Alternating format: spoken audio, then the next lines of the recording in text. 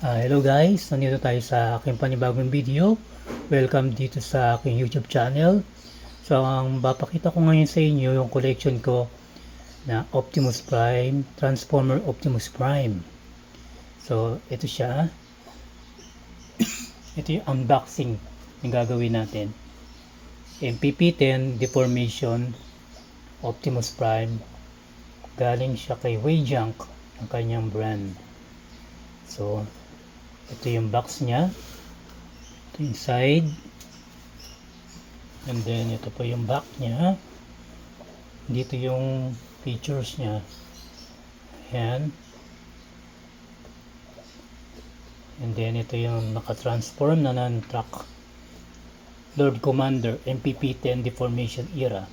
So siya, si Optimus Prime, siya yung pinaka-leader ng Autobots, diba? Pinaka-leader ng Autobots MPP-10. Then yung kanyang upper box Wayjunk MPP-10 Deformation Era. This side, and then yung bottom, yung bottom, ito, yun pala. Okay, so let's start. Saan na natin siya, unboxing nito. Okay, excited ba kayo? Ito na guys ang aking Optimus Prime collection. Ito nga palang Optimus Prime na to is, ang laki niya is 12 inch. Okay, yan, si Optimus Prime, nakatingala siya. Okay, yan,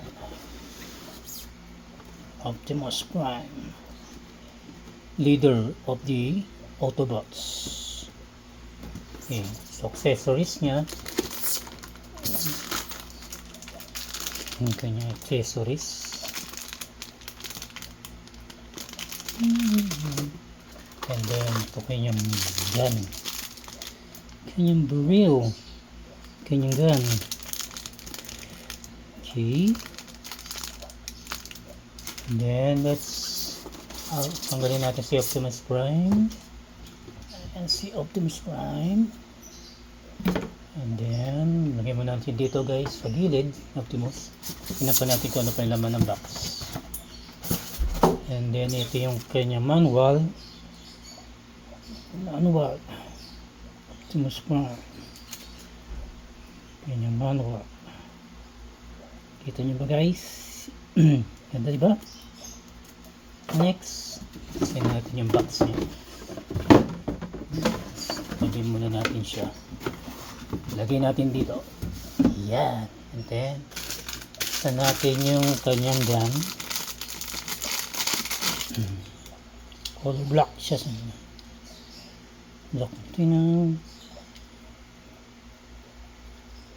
tutupi siya yun.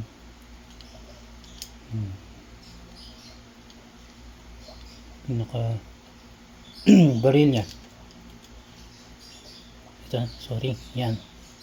Okay, and then sa natin yung kulay orange. Ano siya? Action eh.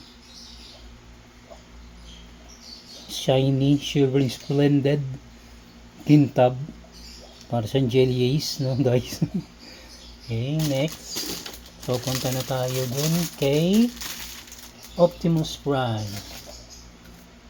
Yan, si Optimus Prime. Guys, ganda ng forma niya. Yan. Natin yung side niya. And then yung back. And then left side. Yan. Tingnan nyo yung guys yung kanyang wheel. Ikot yung galing niya na.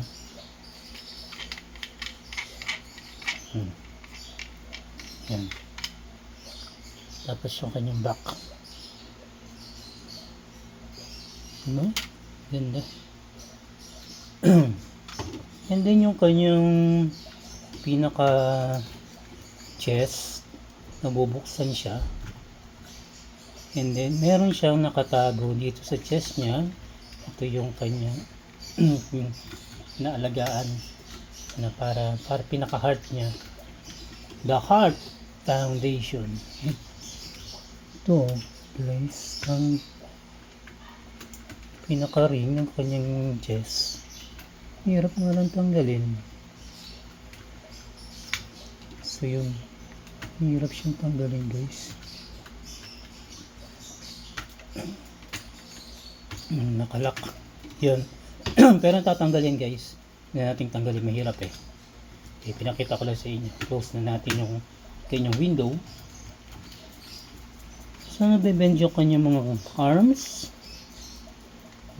Bend yan. Ito yung pinaka ng tubo niya yun.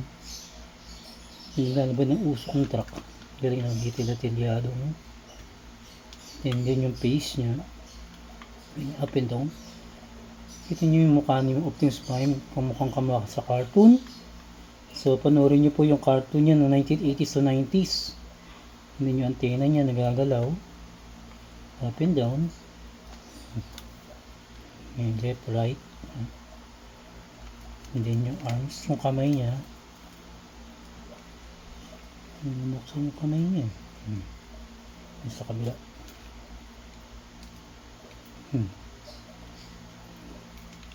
Okay. So, rotate. Ganun din sa kabila.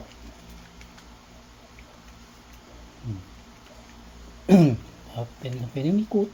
Umikot yung kamay. 360 degrees. Okay.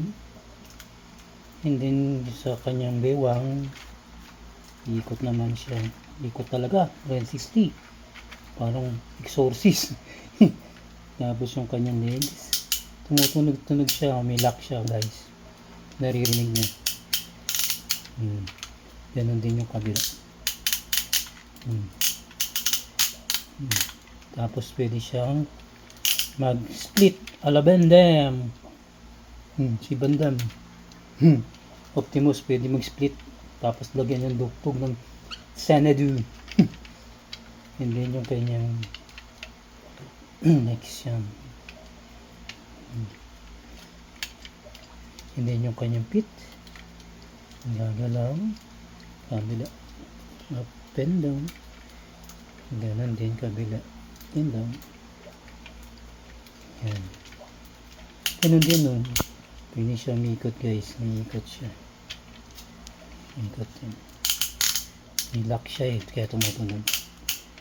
Okay, yan po si Optimus Prime, ang aking action figure. Lagyan natin yung kanyang gun.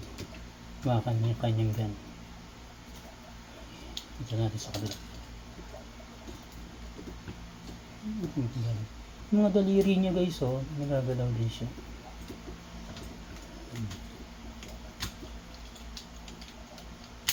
Ang kanyang gun. Pahawak natin yung baril niya.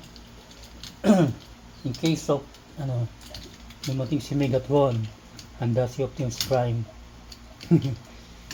Arch enemy niya. Yan.